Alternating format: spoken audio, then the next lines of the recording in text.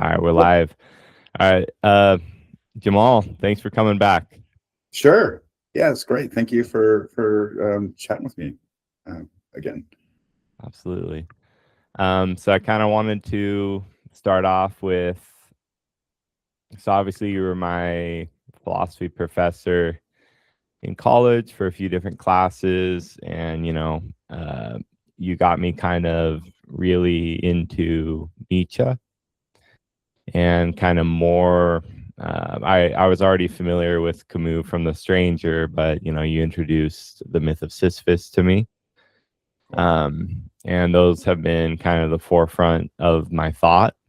In philosophy, like the like Into the Absurd logo or whatever. Yeah. It's Sisyphus pushing a yin yang up the hill, right? And you also introduced like Eastern thought to me. Not introduced it because I was familiar with it in high school a little bit, but you really like you introduced the Dhammapada to me, and et cetera, et cetera.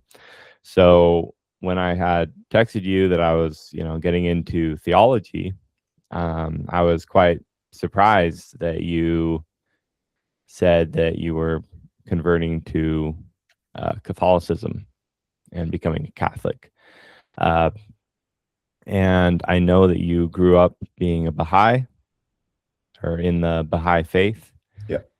And I kind of wanted to ask you, just kind of get a little bit of background on what it was like growing up Baha'i, how your thought transformed over time, and how you came, I guess, into the Christian faith now. Sure, that's great. Yeah. So yeah, growing up a Baha'i, I think it's probably more important to the way I kind of see the world than I, can kind of identify at any given time. Yeah. But I think it really did form kind of the way that I sort of approach things. When I was a kid, when I was really young,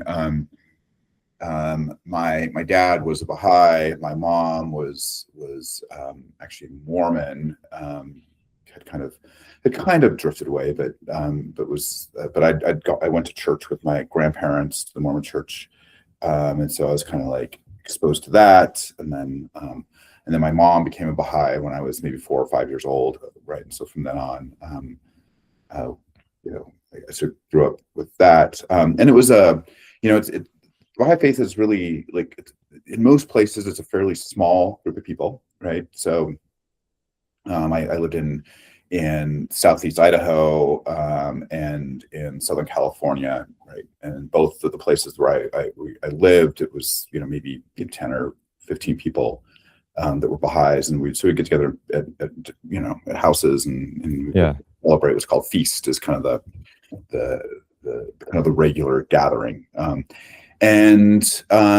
So there's a lot of things, right, that I think are really great. So there's this sort of emphasis on kind of the unity of humankind, and kind of very, very concerned with the way sort of prejudice and racism and sexism and things sort of show up in the world, right? And trying to overcome some of that, and this sort of notion that humanity is constantly sort of progressing, right? But it's progressing with like the help of God sort of stepping in a very direct sort of way.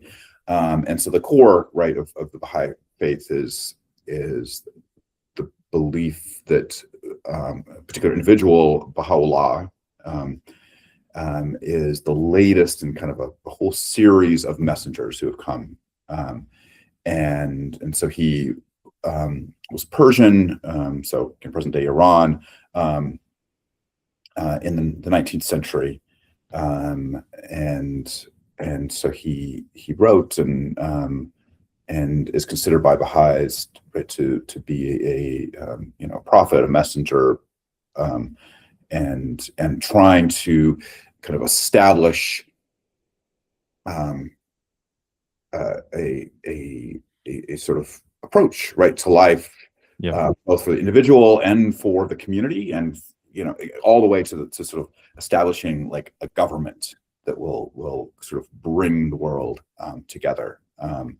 And so, yeah, there's a lot, there anyway. So growing up in this, right, I was sort of, kind of all of this stuff was sort of part of the way I thought, and it all made a lot of sense to me. And, I was pretty comfortable with it. Although, of course, I grew up in a place that was, at least in Southeast Idaho, it was predominantly LDS. So it was like this kind of, I felt not like an outsider exactly, right? But like, I had this like, kind of religion that was very different than anyone else's. And so I think I spent a lot of time talking about it, right? And also, I guess to be clear, like my name's Jamal, right? Mm-hmm. And so, to be kind of a white kid in Southeast Idaho with the name Jamal, right? People are often like, where'd you get that name from, right? Yeah. So it always became this kind of introduction. Okay, well, I got it because like I was raised Baha'i, and it came from that tradition and so on, right? And so there was always this, I was talking about it a lot, right?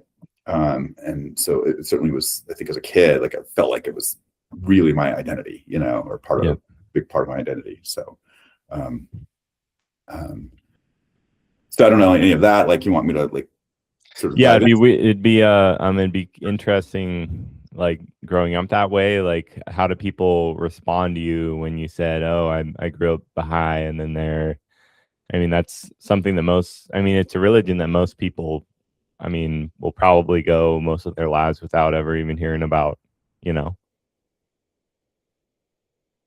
Yeah. So right. It's right. Exactly. Like, so it's something that you have to kind of introduce from the beginning. And I think there's, I'm just sort of thinking about like, so like I'm Catholic now, right? And if like I say I'm Catholic, right, automatically all sorts of things come into people's mind. Like, what does that mean, right? And they have a sense of what that means, either as Catholic or as Christian or whatever, right? And good, bad, and ugly, right? Like the whole thing, right? But something that was kind of interesting, like being raised to Baha'i, is like that wasn't there, right? It was like, oh, what is that, right? There's so, and I think there was, it felt like most of the time it was like true curiosity, like, and it was a chance to like actually be able to sort of present and define and things myself. And so I guess maybe, and it's interesting that like maybe my interest in religion, I'm just thinking about this now, like maybe my interest in religion and philosophy, right, kind of goes back to that, like it being a kind of central part of who I was. And I'm not saying that people who are raised Christian, it's not central to who they are, right? But it doesn't necessarily have to be kind of expressed, in this way all the time. And so I was like always like trying to figure out how to like talk about like this part of me, right? And so I think that was I think that was certainly part of the reason why religion is always been interesting and important to me. Like both during times that like I've felt drawn to a particular tradition, and times even where I haven't been, right, where I've sort of kind of felt very agnostic and unsure about things. Still, religion still has been like important, and again, philosophy was kind of a way for me to engage in a lot of the questions, right, that religion deals with. So yeah. So kind of as like a follow-up question there, like when you were young and you were Baha'i, like what did you think? I guess what did you think God was? Oh, good. Yeah, I think that's good. So, so there's this obviously like there's this sort of notion within the Baha'i faith, right, that like God is concerned and engaged in the world, but the God seems to be engaged in a very particular way with kind of humanity as a whole, right? Like sending these messengers, right, who sort of come and are like teachers, educators, right, for the world, right? So there's this sort of concern. But really, I think the introduction for most people who are raised Baha'i or who come to it, comes in the form of Baha'i prayer, and it makes me think, like, part of I came on campus to do this so I could be in a space where there weren't kids running around. Yeah. But like I really, I wish I was at home so I could pull out a prayer book, because it's like the prayers are kind of the way that like you kind of make sense of what it's all about. And there's a lot of really beautiful prayers, right? That are written. And so prayer is the emphasis in the Baha'i faith is like prayers are, I mean, there's kind of two aspects. We can get into this, right? But one aspect, right, is like these written prayers that were written by Baha'u'llah, Abdu'l-Baha, his son, and they kind of deal with kind of different aspects of our life, and so certainly there was this sense that always showed up in those, right, that God is obviously, I mean, kind of all the omnis, right, omnipotent, omnipresent, all that, right, but still very concerned with like our life, right, and kind of wants to sort of and that we should be always trying to kind of have that direct relationship. God is and we can talk more about this if we talk, as we move into sort of Catholicism discussion. Yeah. Right. But if you want to kind of compare, right, this isn't perfect, right? But there is a very strong sort of dualism, right? So they got the material world, right, which is sort of here for our sort of spiritual development. Yeah. Right. So the materiality is like it's not that it's bad, right? Like it's good, right? But it's here as a way for us to kind of move beyond eventually, right? It's like training wheels, right? Like material world is like training wheels that will come off eventually, right? And like the bike is like the soul, right? And so that is, I think, a pretty central aspect of the Baha'i faith. And something that and one place that probably I began to feel some resistance to a little bit. Okay. Kind of, I felt that it was, it began to feel a bit sort of dualistic, right? And kind of my experience of that. And I don't think it is necessarily completely dualistic, right? But it began to feel that way for a time. And I think that became a little bit of my sort of discomfort, like dualistic, as in this world like is kind of meaningless, and or it's only preparation for the next world. Right, exactly. Yeah. And with that sense of doubt, so like between the time that you were, say, like you consider yourself Baha'i to the time that you were Catholic, like what was your thought process there, like in your conceptualization of God? How much did that change over time? Mm-hmm. Yeah, good. So I like was kind of struggling with, like, I mean, if I was sort of honest, probably all the way through college, that like by the time I was in grad school, right, I was like, okay, like I've got to sort of move on from this. Like this is not fitting anymore. So that was, like 06, 07 or something. And then I left, and so at this time, right, I was in grad school, I was reading, all these existentialists and kind of loving them. And so I probably sort of gravitated towards sort of philosophy as sort of, the way for me to engage in these questions. I'd heard an interview, and I wish I could tell you like who this, it was a person that was writing these books, and one of the books about like kind of living these like religious traditions, like and so he lived I think he lived according to the sort of the dictates of the Hebrew Bible for like a year, right? And he was being interviewed on NPR about his experience, and during the interview, the I can't remember who the interviewer was, but asked him like, oh, well, kind of what's your sort of, what's your spiritual path like, kind of outside of this, like, what is it? And he's like, well, and he said he got this from somewhere else too, but like, he's like, I've come to consider myself a reverent agnostic, right? And like, I lived that for a long time, right? Where I felt as though I was a reverent agnostic. I had this sort of, kind of spiritual sense.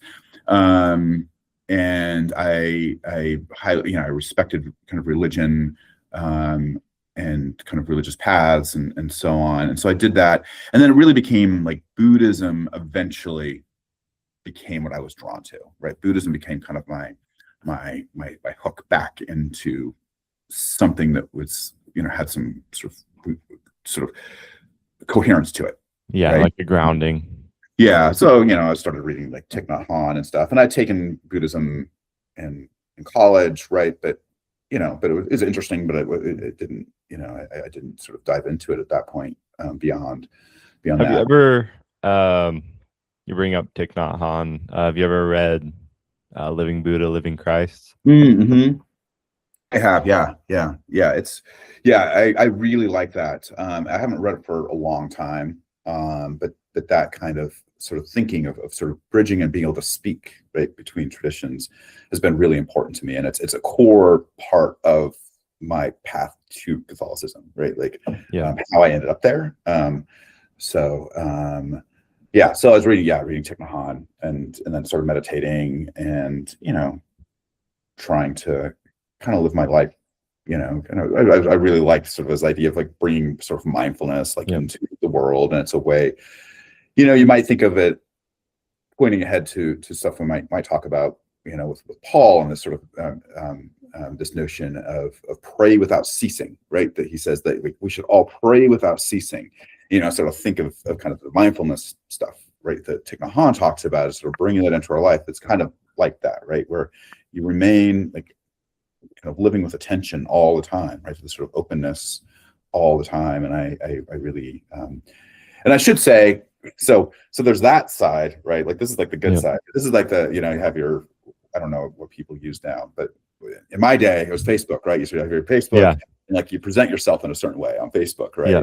But of course, in the background here, part of what's going on, and is like, I'm getting sort of, I'm drinking a lot, getting deeper and deeper into that, right? Which you might think like, okay, getting into Buddhism, right, at the same time as like developing this sort of, this sort of habit, which seemed to conflict, but they were, right? They were sort of going on.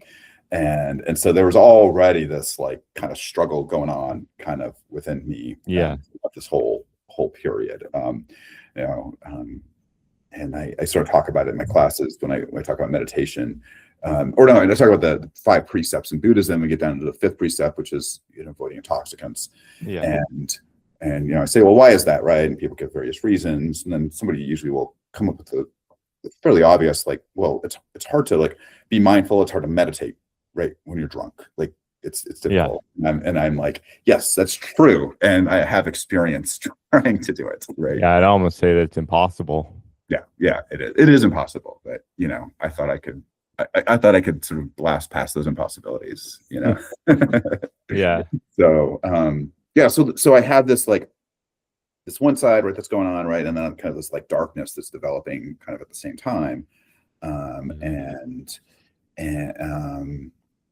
so those two things are sort of occurring, and then I end up in law school, and not that these questions aren't important anymore, right, but they're kind of set aside, right? Like, and I have, it's its own struggle, right?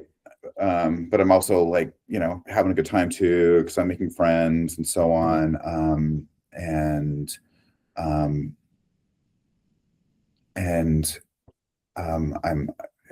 should say, like, I'm married, like, during this whole time.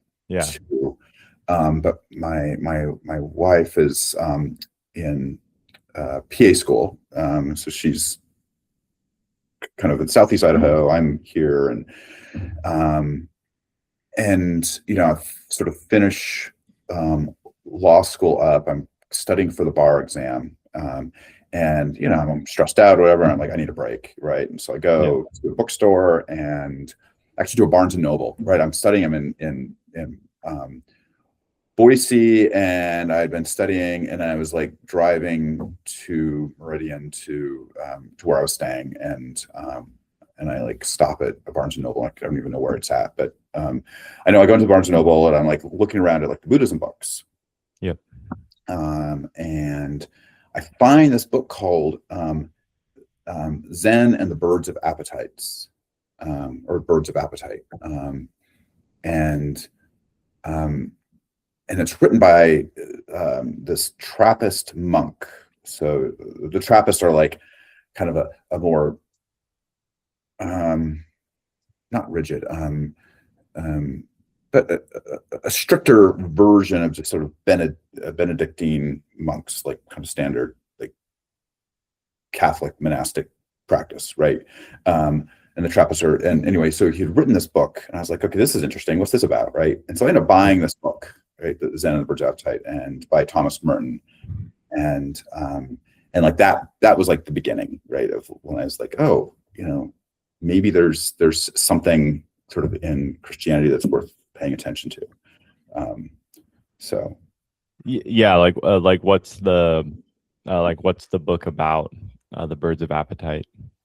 Yeah, so it's really, I mean, it's a fairly short book, and it develops like just kind of the his sort of take and sort of basic understanding of Zen Buddhism, but kind of throughout, right, he's connecting it.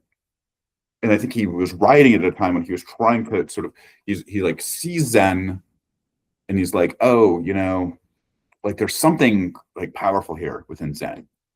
But he's like, I'm supposed to be a good sort of Catholic monk, right? Mm-hmm. But they seem to be talking about like contemplation, and the sort of kind of breaking through to the ultimate, right, in a way that in the church, like people weren't really talking about anymore, right? He feels like he's finding something there that he was not finding in his own tradition, right? And so he begins to sort of make connections in the work. It's sort of like in some ways it's like the Thich Nhat Hanh book that you've mentioned, like coming from the other direction, right? And he had been in dialogue with a D.T. Suzuki, who is he's Japanese, but he was teaching at Columbia, and had written a bunch on Zen Buddhism, and so he was kind of, and I think there's actually an essay at the end that is a response to something D.T. Suzuki had written, right, and they had kind of a back and forth, and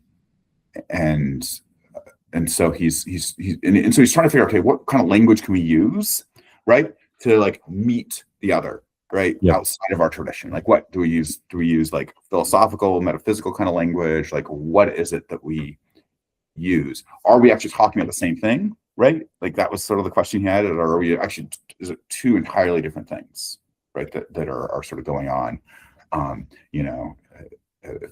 If there's the Christian mystic, are they experiencing something similar, right, to the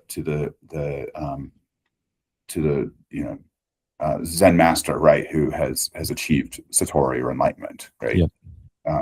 So he's trying to kind of wrestle through this, and he spends his whole, I've got actually over here, his whole life to the end, right? So here's the Asian journals, which are, oh wow, he ends up dying when he goes on this trip. So he finally is able to leave the monastery on this trip to go to this conference. It's a conference on monasticism, and he dies in Thailand while he's sort of traveling around Asia. He meets the Dalai Lama and meets a bunch of other people, right? And so he just, he's really sort of engaged in this question.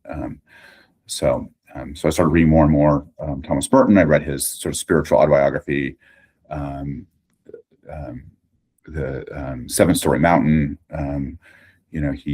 He grew up, not Christian and Thomas Merton did. Yeah, Thomas Merton did. Yeah, Okay. and so it's his sort of, talks about his conversion, and then kind of the early time, and then yeah. So then what brought you to Catholicism then?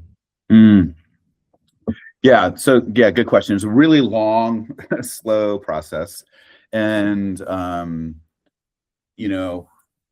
parts of the struggle had to do with relationships. Parts of the struggle had to do with things internal. Parts of the struggle had to do with kind of, I think, kind of my view of life, and whether I thought like it could be like consistent with this sort of very old tradition that seemed to be have a lot of structure and so on, right? So there's kind of a lot that occurred. But my initial sort of interest in Christianity, it's kind of like Catholicism became like I mean, I'm trying to figure out how to I'm sort of putting myself back, right? Like what was I thinking? Like kind of at the time, like, how did I feel about some of the stuff at the time? And I had sort of like Thomas Merton, and then kind of waves went out, right, of other people that were sort of connected mostly to what I would call sort of contemplative Christians, right? That so Christians that were very interested in meditation and contemplative forms of prayer, and so those, except for one sort of aspect of them, which we can talk about maybe, but most of the people that I started to pay attention to that were Christians were Catholic, right? From various, from modern to medieval and sort of everything in between. And so it's just like the reading kept being Catholic, but like I was like, I can't, like the Catholic Church is too much, right? Like I just have there are too many things that like there's like a lot of stigma, important, and I cannot, I cannot sort of in good conscience sort of bring myself there. And so so it became this, initially kind of like I seem to be drawn in this direction. And then I started going to the Episcopal Church, and because I felt like that was like the safest place where I could get much of what I wanted, right? The liturgy is very similar, kind of the way they talk about the Eucharist, at least in parts, is fairly similar, right? There are a lot of these things that felt like, okay, I can do this. And the people there were great, and so on. And so I was actually baptized in the Episcopal Church initially, and this was maybe 6 years ago or so. Okay. Yeah. So and that was great. Like I still the priest that baptized me, I still meet with her pretty regularly, like and have a really good relationship with her, and but I just and I think kind of throughout I knew that this was like a stopping place, right, along the way, that my heart was really in the Catholic Church, and kind of why is that, right? There's a few reasons. Maybe the core is the Eucharist, and kind of the Catholic understanding of the Eucharist is, maybe what sort of drew me the most. And what is that understanding? Right. So, the idea of the Eucharist, right, in the Catholic Church, and this shows up in the Episcopal Church to a certain degree, right? But there's a little more, I guess, maybe flexibility, we might say, in the Episcopal Church, is that, like, well, first of all, the Eucharist is like I mean, the Eucharist is communion, right? So it's Yep. when you have the bread, right, and you have the wine, and it is intended to be it comes from the Last Supper, right? Yep. When Jesus said, take this bread, and so just says, this is me, right? And This is my body. yeah, this is my body, right?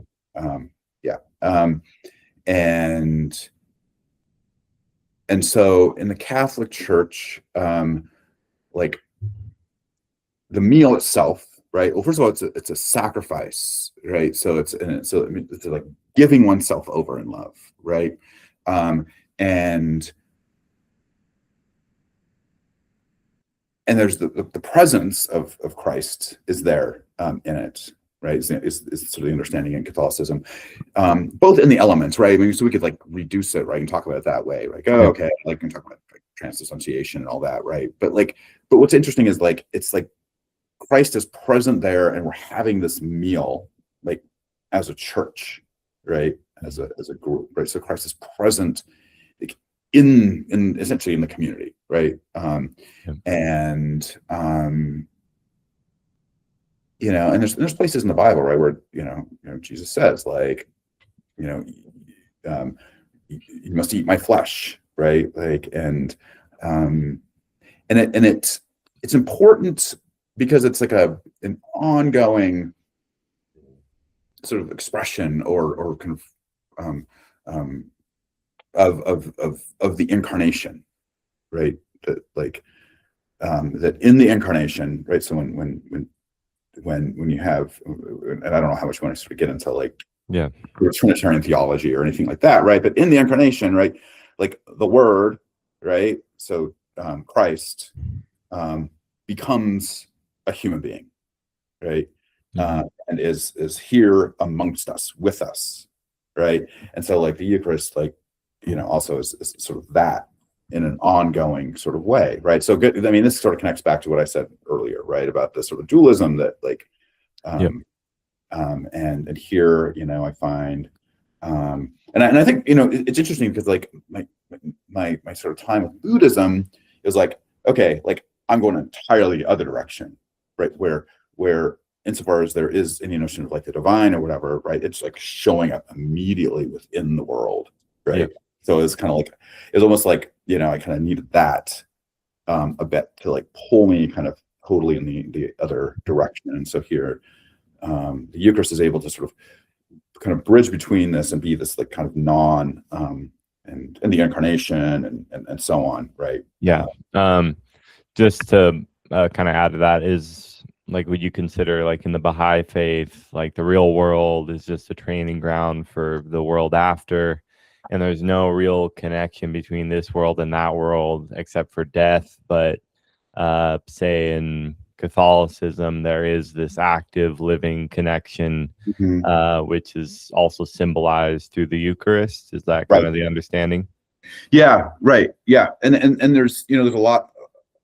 I mean, it's just there's so much. Like you look at the creed, right? Or the initials of the Apostles' Creed, right? There's this discussion of like the communion of saints too, right? So like the saints are there, right? Like, those who, I mean, so there's this like engagement with those who have sort of been around before, engagement with the churches, like its whole sort of history, right, is still totally present. So that became, I mean, there's kind of a lot that we could sort of like do. And so like, how would you describe like the differences in like say, I mean, let's just start with this. Like, what is salvation? And how is salvation understood in the Baha'i faith, and how is it understood as a Catholic? Oh, that's right. Yeah, you actually warned me with this one, right? Because you said we're going to talk about soteriology, right? So so salvation. Yeah, good. Okay, so salvation in the Baha'i faith. So I think there's really two aspects, and parts of these actually will line up, I think, a bit. So there's obviously salvation of the individual, right? So you can just think of like the salvation of like each of us, which is done through recognizing God as creator and so on, right? Recognizing the sort of present, ongoing sort of engagement with God with us through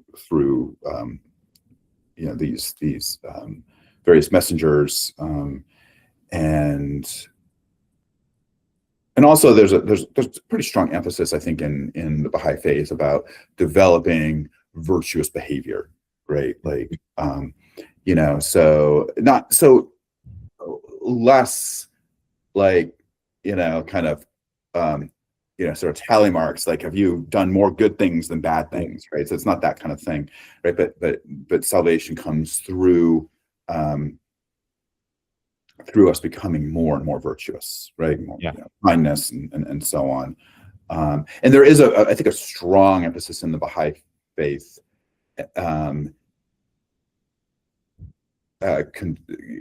concerning this like constant progression of the individual, right? So like this life, the next life, right? So again, this is kind of the training ground, right? But that continues on into the next life where we are continuing to develop. So it's and then there's salvation for kind of humanity as such, right? Which is, essentially the political and economic structures of the world, right, becoming spiritualized in some way, right? And so sort of overcoming violence and all these things, right? Yeah.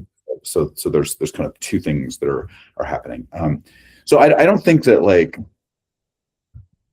sort of the Catholic understanding of salvation necessarily like denies any of that, right? But of course, the sort of the central role of Christ in salvation, right, I think is what distinguishes it. I should say, I don't. So the Baha'i faith does recognize Christ as one of these messengers, right? So I should say, right? So that's kind of in the background. But their understanding of who Jesus was and Christ was is very different than the Christian understanding. So salvation, right, in the sort of Catholic sort of perspective. And the way I often think of this is like, okay, like to understand salvation, like you kind of got to understand like creation, right? And that like we are created in the image and likeness of God, right? That's kind of like Genesis, and there's a couple of different accounts right there within Genesis about how this all happens, right? But the part of that, right, is this sort of image and likeness of God, right? So image, and I read, and I can't remember who this was I was reading recently, but really talked to this notion of image being like, an image is not the thing itself, right? So it's not saying that like we are God, right? Like, or like a projection of it, right? Yeah, like a picture is not like the thing, right? But like it represents them, but it's image and likeness, right? So there's a sense in which we are growing into the likeness, right? And so in Catholicism, you hear this as like deification. In the Eastern Orthodox Church, it's theosis, I think, is the word, right? Where we become, and Paul talks about this, like we become children of God, right? Like become sons and daughters of God, right? Alongside Christ. And then you get the discussion of I try to like be careful around the language, right? Because this is one of these places where things sort of fall in and people have like a sort of view, right? But you what gets talked about is like original sin, right? Like, but you get this sort of moment. You have Adam and Eve hanging out in the garden, right? Here, till this is yours. All this is yours. You get the serpent, that tempts Eve and Adam. We could think of, okay, what is it? Right? What is this tree? Right? Yeah. What is this fruit? Right? The knowledge of good and evil. Right? And so on. And then what exactly is the sin?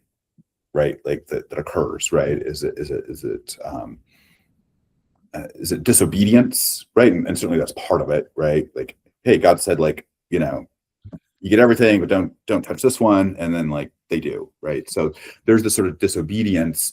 But the way I often understand this, and the way I've heard it talked about, and this makes sense to me, is it's like the assertion of Eve and of Adam, of trying to like be God themselves. Yeah. Or like, I'm now separate than you because I'm making my own decision. Right. Like I am. Yeah. Right. And so this sort of, and it's like doing it in the wrong sort of way. Right. Like it's like, they had not gone through kind of the training yet. Right. This kind of like, getting out ahead and, yeah, I've heard some Orthodox Christians say something along the lines of that God was going to eventually, it was always the plan to eventually give Adam and Eve the fruit from the tree of the knowledge of good and evil, but since they did it preemptively, right, that's why they got punished. Yeah. I've heard this too. Yeah. So and again, the Bible like talks about this quite a bit, this kind of thing, right? Where, Cain, what was Cain's sin? Well, Cain was like holding stuff back, was trying to control, right? We didn't give the first of the harvest, right? And then became, angry and so on. And then we get, Tower of Babel. We get like all these sorts of things, kind of throughout, and the sort of control, right? And so on. And so, but we kind of have within us, right, like both this like image of God, right, and our desire to like develop this sort of likeness, right? Yeah. But also we have within us this, and this, I mean, in some ways this is, Buddhism sort of picks up all this too, right? We have this desire for control. We have all this,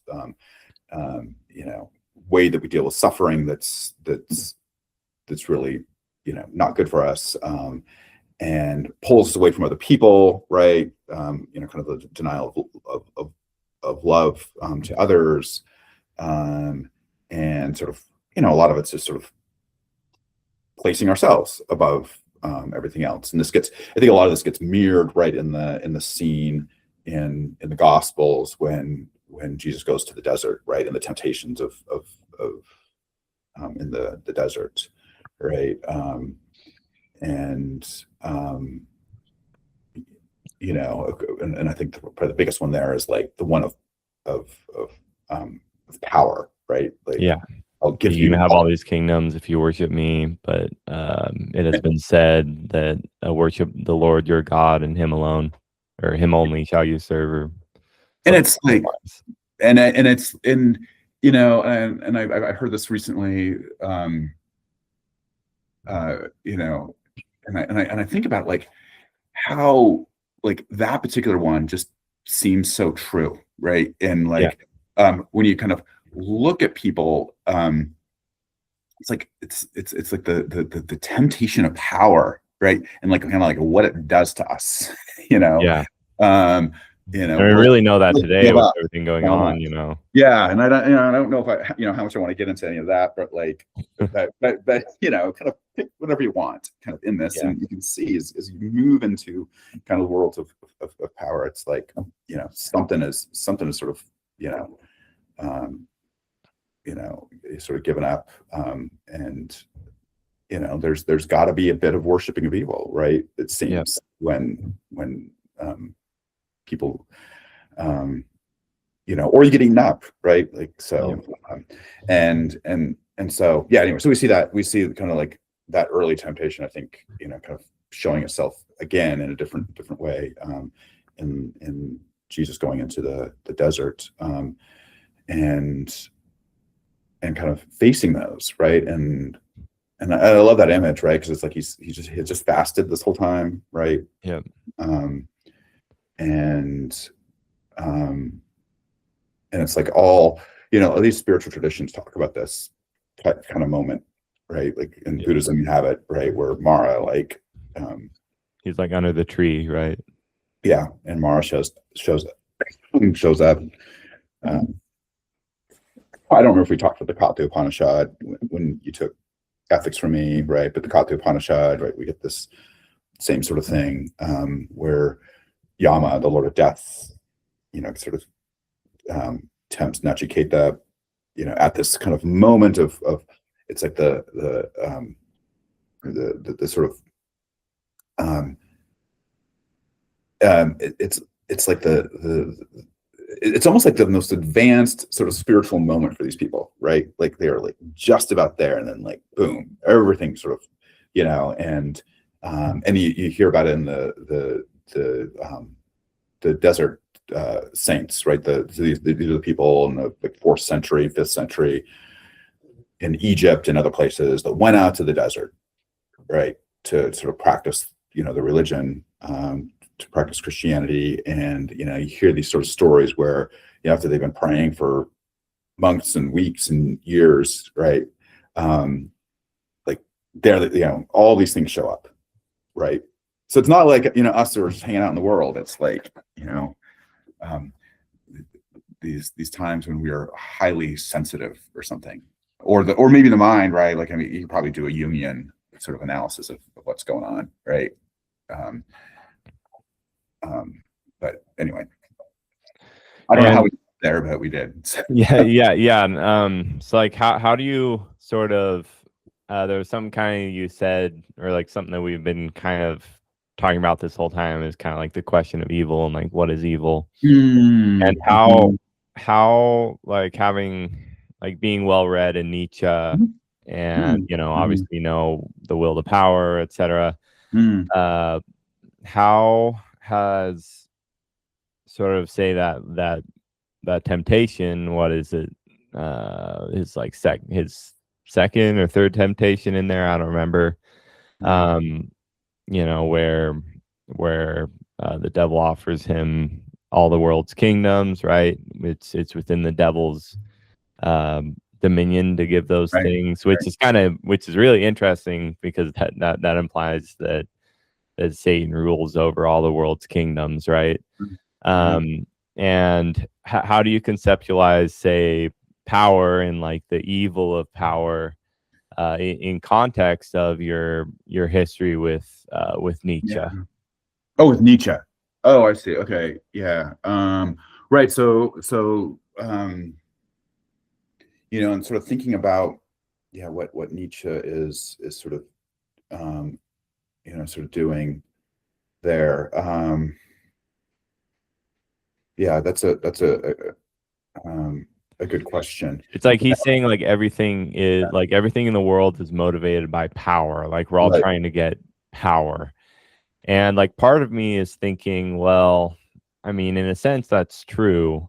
And maybe there's some types of power are good and some are evil. And when I think of someone like Jesus Christ or like God, obviously they're the all powerful, they're all power, all in this grand unity of one thing. Whereas if you take like all the world's kingdoms, right, or if you take, say, the passage in Matthew where Jesus is talking about the only unforgivable sin, blasphemizing against the Holy Spirit, before that, he was casting out a demon from someone, and the Pharisees come up to him and say, "Oh, you're of Satan. You did that through the power of Satan, right?" And then he says, "Well, how a kingdom divided against itself cannot stand? How can a devil cast out how can Satan cast out Satan, right? It can't happen." And it's like this power, the power that Satan has, is one that's Yes, it's one that's divided, whereas the power of God is unified. Is unified. Yeah. Yeah. It's always, and it's it's always grounded in love, right? And yeah, which love is about, union, right, with others, and versus sort of dominion over, right? And I think that this is, what's sort of interesting about religion in general, but I think we see it certainly in Christianity, where the way that God sort of like works in the world, right? Sort of this all power, you sort of mentioned it, right? Is not through like control, right? Yeah. It's kind of subverts that control, right? I'm thinking a bit of like, Augustine, the way he sort of talks about some of these things about, sin and so on, and how like we're always like, even we're sinning, right? For Augustine, right? We're always, or almost always, like going after some good, but like we're doing so in like the wrong sort of way. So like power in and of itself, like it's not like the power is like what is like evil, right? Like but it's like how that power is used. Like our desire for these things, like it is for a good within them, right? It's just that like it's like misplaced, and so like power can be a useful tool, a means, right? But it shouldn't be an end in itself, right? And I mean, that's kind of what the way Augustine would understand this, right? That in his notion of evil, it's like evil is it's just a privation of the good, right? It doesn't exist as such, right? There's no ontological sort of there's nothing there. It's like the absence of light.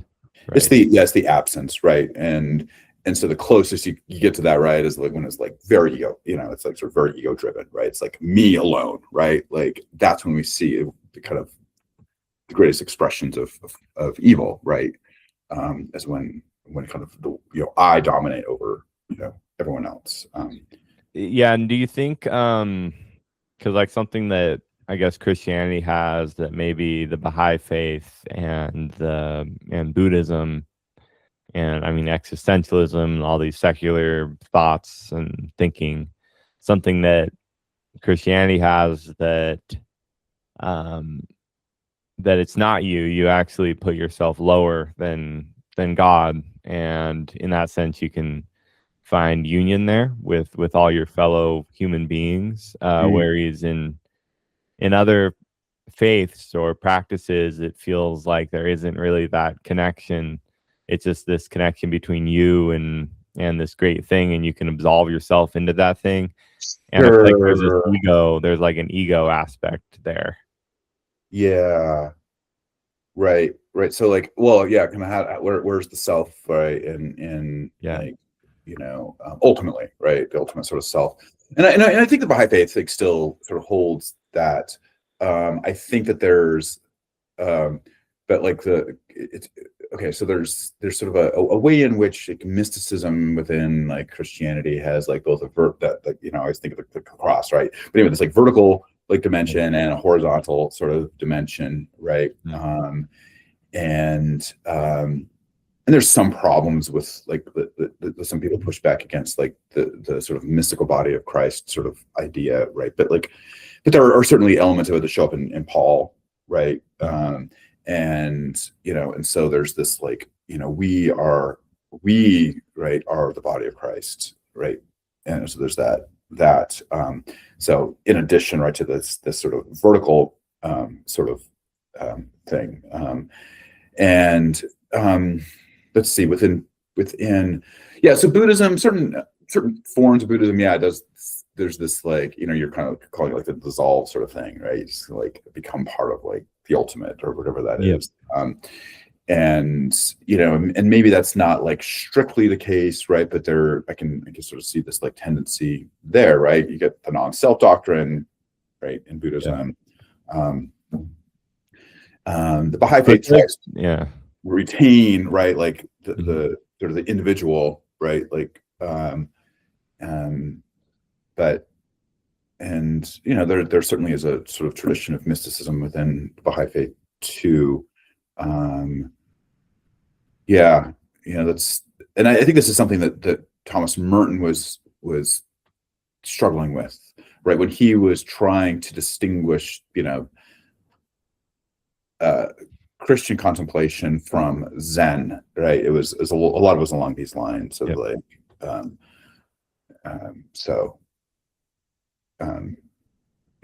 I think that's I think there's something very in sort of the Christian approach, or at least as we find it in maybe Catholicism. I don't know so much other forms of Christianity, how this works, right? But it does seem that there's this like our relationship with God is like shown up like all over the place and in everything, right? And everything you do. Yeah, and everything you do, right? There's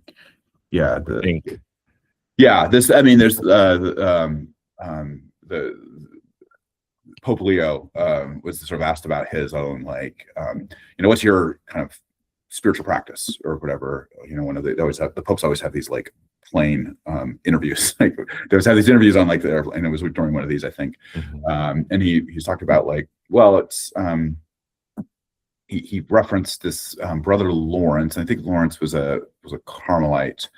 But anyway, his book is I don't know if it's just called The Presence of God, right? But anyway, his practice is just like always trying to be aware of the presence of the divine in everything. Like that's the practice, just like going back to that, right? So that's his way of sort of living this praying always sort of idea from Paul.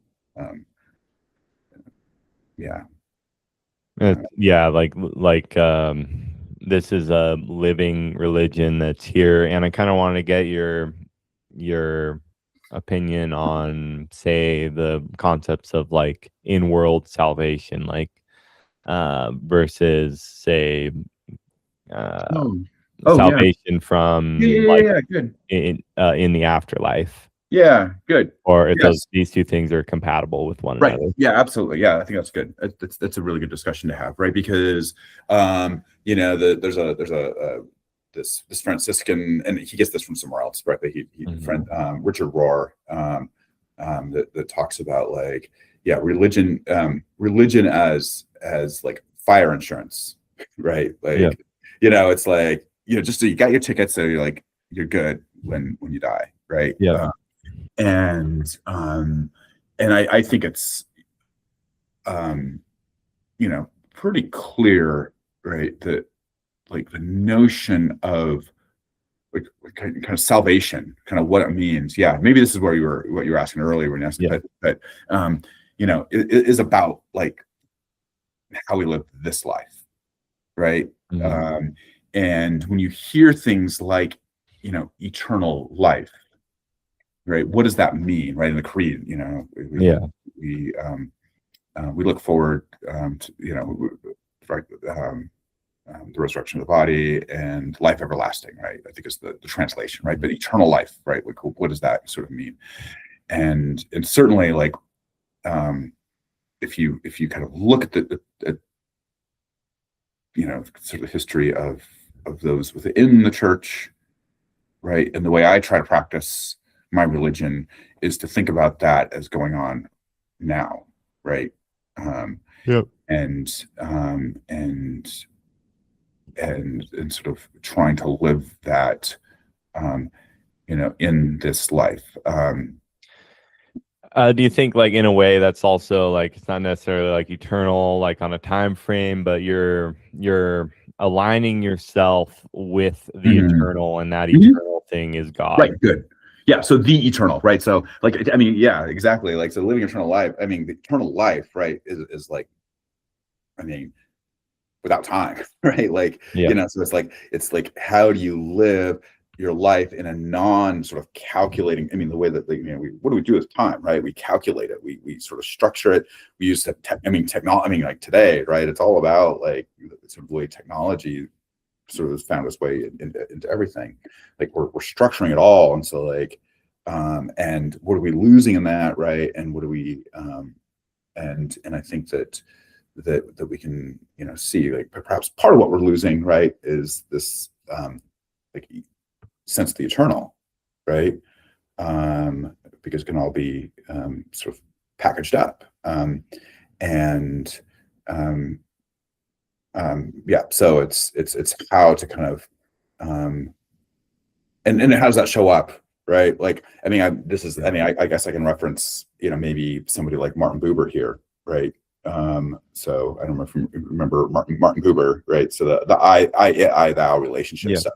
How does it show up? Well, it shows up in like relationships and the way we relate with to other people, right? We can feel sort of those eternal relationships, if you want to use kind of that language, right? In those like sort of direct moments, right, when we're really with someone, we're not concerned, right, with with any of the rest of it, right, any of the sort of functional stuff, right, like it's just you and me right here right now, or us or whatever, right? And so yeah, so certainly like salvation, right, in that sense is like happening right here right now, right? We're think of it like we're sort of building or trying to live the kingdom of God here, right, at this moment. Yeah. And I think I probably, this is probably something like sort of my emphasis here, right, it was probably came to me right in my study of Buddhism, right, like that became so important. But it's all over in Christianity too, like it's not like it doesn't exist there, right? But it's but I think that I sort of had, I was sort of when like sort of moving through, like there's always this sort of sense like, okay, wherever I end up, like in my sort of religious spiritual path, right, it can't lose the best parts of where I've been, and so it's Absolutely. like, yeah. Yeah. Yeah, it's kind of like I feel like this accumulation over time, you've kind of developed this thought process, and I'm curious, kind of how do you think Jesus sort of answers some of the questions that you've struggled with in life, and like maybe some of these existential questions of that are brought up by figures like Camus and Nietzsche and Sartre, and how does he answer these questions for you, and how does he sort of, I guess in a sense, he acts as, I mean, if I had to guess, he acts as like a unifying figure of everything that you've dealt with in your life. Yeah. Like, is that a correct assumption, or? Sure. Yeah. I think so. Yeah. Yeah. Good. I think maybe the way to think about, some of this is like, is the role of the cross, right? That, kind of in the suffering and the struggle, right? In the midst of all of that, like on my worst days, right? Like that is in a sense, like it's part of it is like partaking of the cross, right? And uh, and I think that is one way, because it's true, right? Like, what Camus says, and what Sartre says in part, right? I mean, I think is absolutely true, right? Like, there's, I mean, they, and I think Camus does a better job, right? But I mean, but Sartre addresses these things too, and but it's, it is, it is true, but like, for me, I think I realized like that was like it was like half the truth, and that, like, the cross is not the end game, right? Yep. And being okay with, like, just sort of bearing the cross is not like the end game. Yeah, like pushing the boulder up the hill and letting it roll back down again over and over is not the end game either. Right. Yeah. Yeah. But at the same time, right? Like, and actually, here's another connection, right? With Yeah. Thomas Merton. Is like, Thomas Merton loved Camus, right? And Mhm. he wrote a lot about Camus. And for him, he thought that, like, well, Camus also realized, like, it wasn't the end game, right? In the sense that, like, if you read stuff like The Plague, right? What's it talking about? It's like talking about getting up and doing the right thing every single day, like, helping people who are sick, right? I mean, it was about, like, and I do that. Why do I do that? Says the doctor in The Plague, right? Well, because I'm a doctor, right? Like, I'm just going to keep doing that good thing, right? In the struggle of it all, right? Yeah. And I think that's what it's about, right? Like, is even when it's a struggle, right? It's like the not retreating, right? Yeah.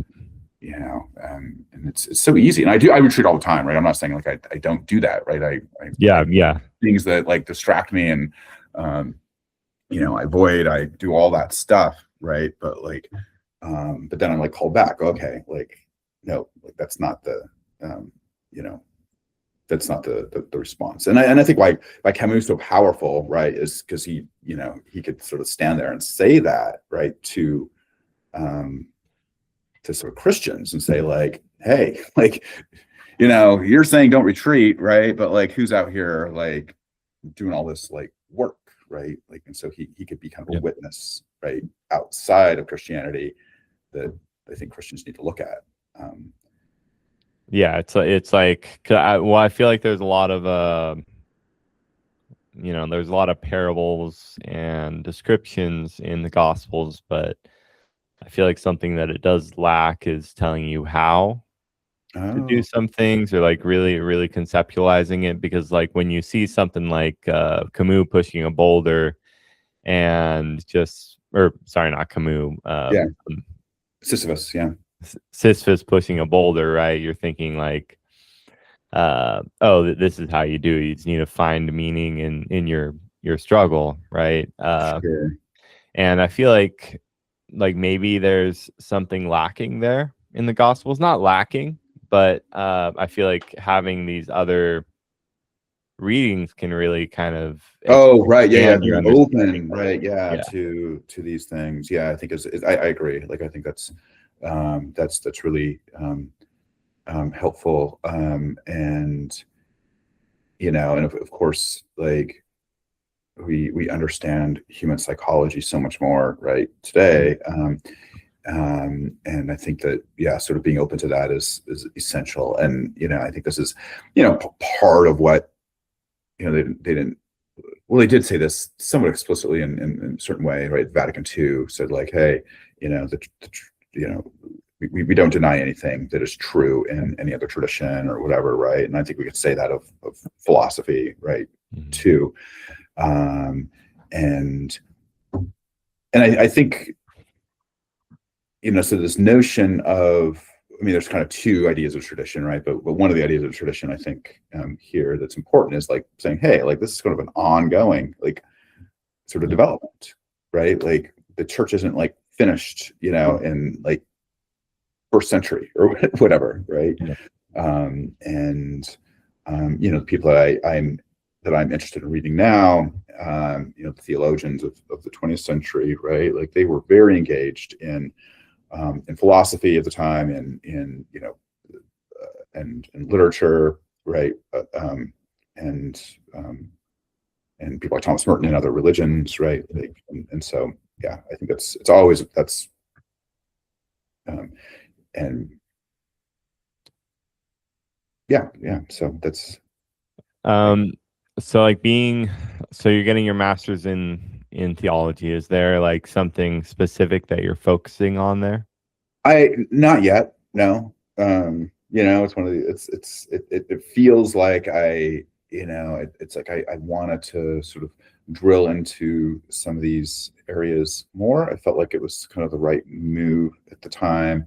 I've been working on this PhD program, and which was really great, but I felt like kind of where I was being drawn was to sort of engage in theology, and I think it's sort of the importance of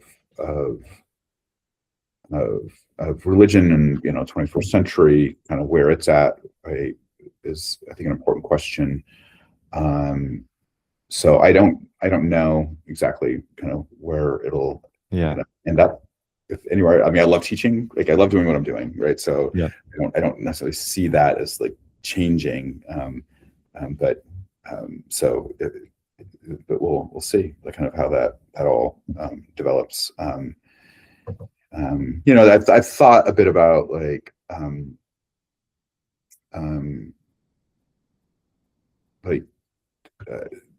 doing like chaplaincy type work. I think it could be not necessarily as like a main gig, right? But being able to do that kind of stuff, sort of be with people when they're kind of in their sort of these places of struggle. And I mean, I told you that I attended. A friend of mine asked me to join him at an AA meeting. Oh, right, yeah. And I went, and like I mean, obviously I've had my own struggles with addiction in the past, not necessarily with alcohol.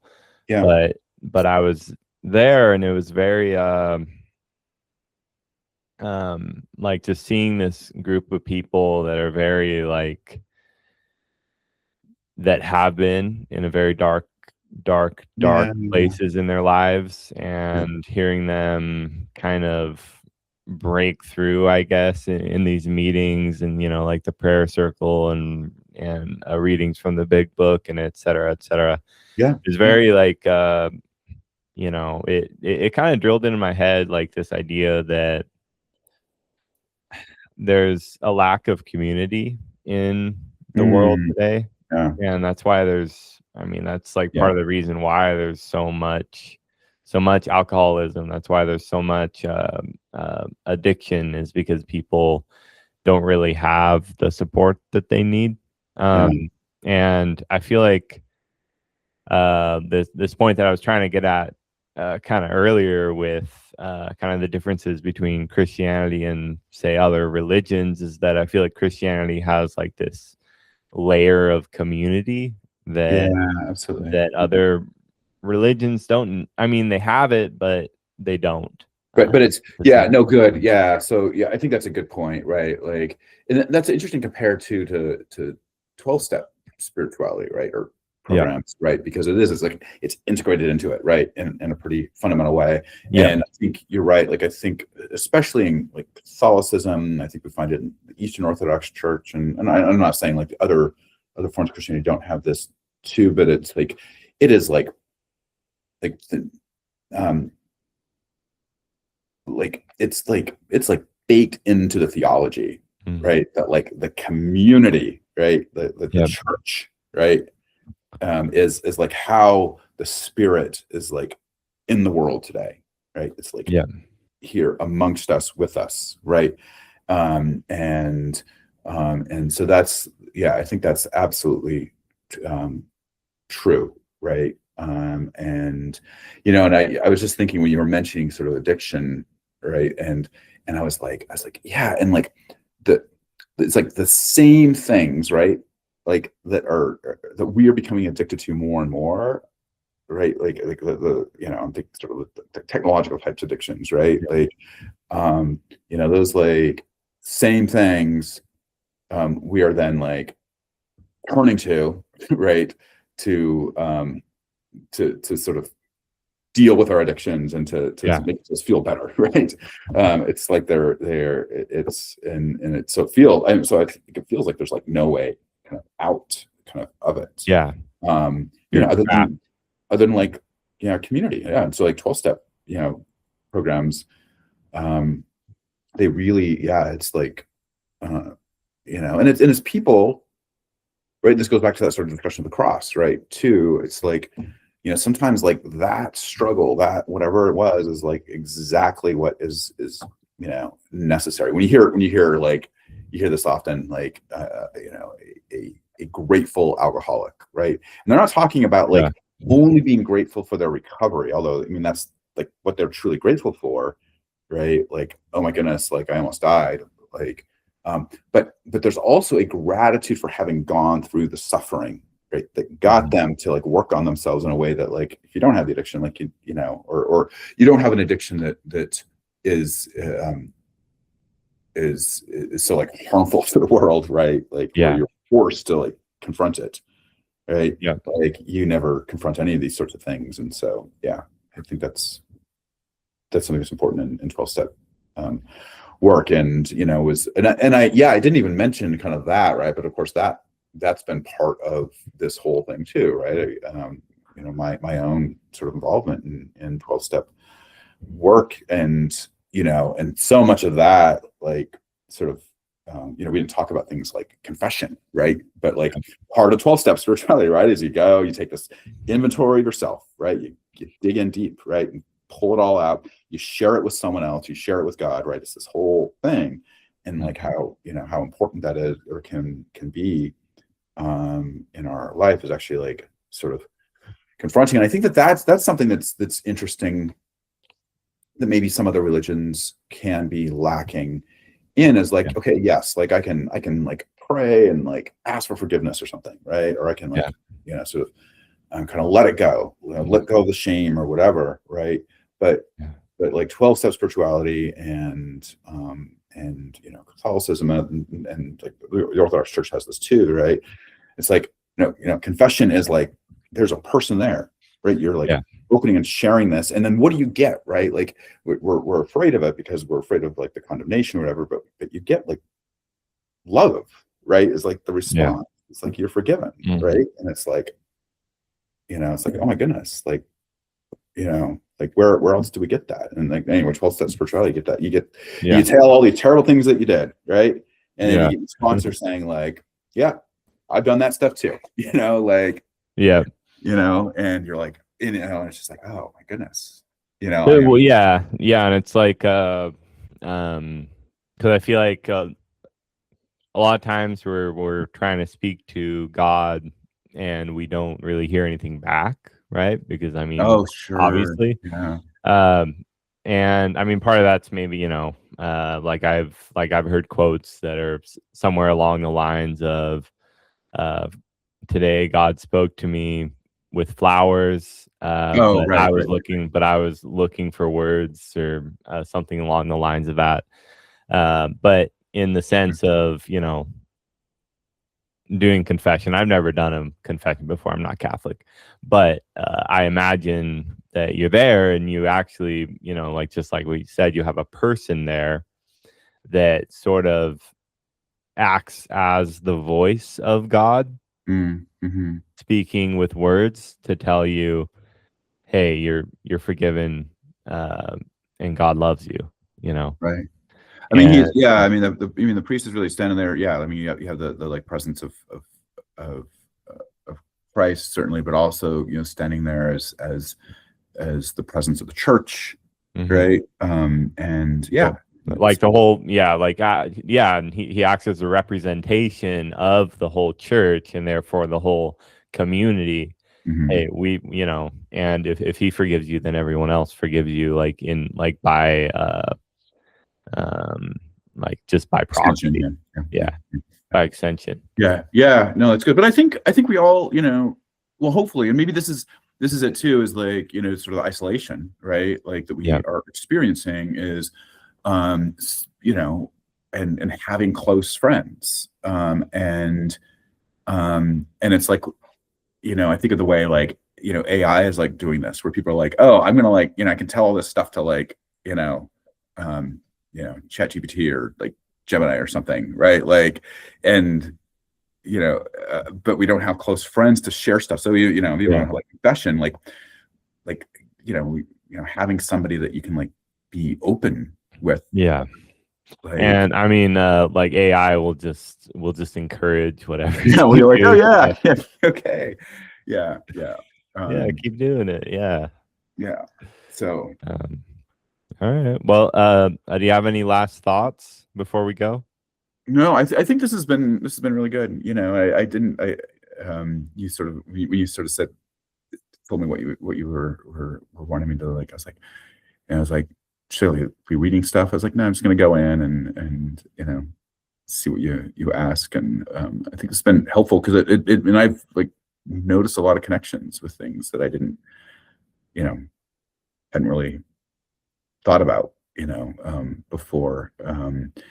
Well, it's And all connected, so it's all connected. It's all connected. Yeah, it's all interconnected. So I really, I appreciate it. I think it's been fun to do. I think the first time we did this, it was Nietzsche, and then maybe, right, and then we did the Camus stuff. Yeah, the Camus stuff. Yeah, which was really great. Yeah, and then so this is like and you didn't realize probably that I was like going through all this stuff in my own head, as we were doing these other things, and and I did kind of want to mention in the last like interview I did for this series, they were talking about how there's these like the illusion of the world is that we see something and we think that's just what it is, right? Yeah. And like if you see someone in a Camry, like a 2002 Camry, you instantly have an image of who that person is in your head versus like someone in like a Range Rover. Yeah. Right. Yeah. And it's like you don't understand who that person is. You don't know what's going on. Like every single person isn't like people aren't NPCs, they aren't non-playable characters. They're people with real lives, with real struggles, just like me. That all experience their own life. And it's very like when you like think about that and conceptualize that, it's like actually kind of terrifying in a sense, because it's like, oh yeah, everyone has a life that's just as complicated and perhaps even more complicated than my own life. And it's like I already feel like my life is complicated.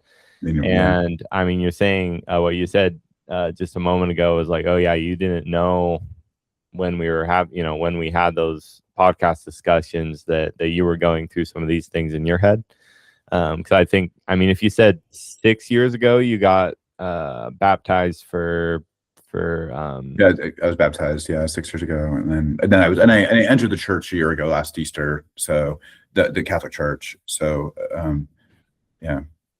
I did kind of we kind of touched, I mean, we already like talked about this in a sense, but I kind of want to like, I guess from your perspective, I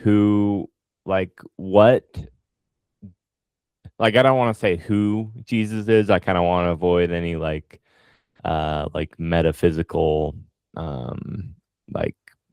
like reality questions of like historical Jesus, like oh yeah, did it really happen, etc. But like what does Jesus mean to you? And I guess it's kind of like a final like note, like how like why I guess like how I mean, I'll just leave it there. Like what does Jesus mean to you? It's like, what is Jesus like in your life? Right. This is good. Yeah, because and I think this like gets, in so many ways, like just to the direct heart of like, I mean, a lot of what we've been talking about, right? But sort of and kind of, so Jesus is all, I've experienced like sort of in kind of the direct, and sometimes it's talked about as like Jesus' friend, right? Sort of thing, right? Like, and I've experienced that, and that has been, very important in my life, right? Mhm. Certainly. I've also like, kind of experienced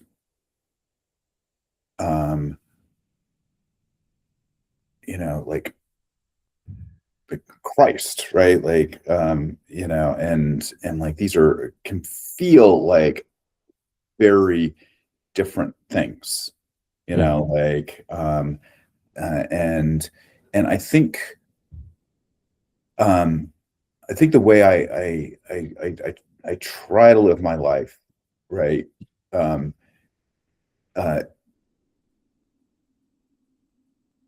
goes back to this idea of like following Jesus, Mhm.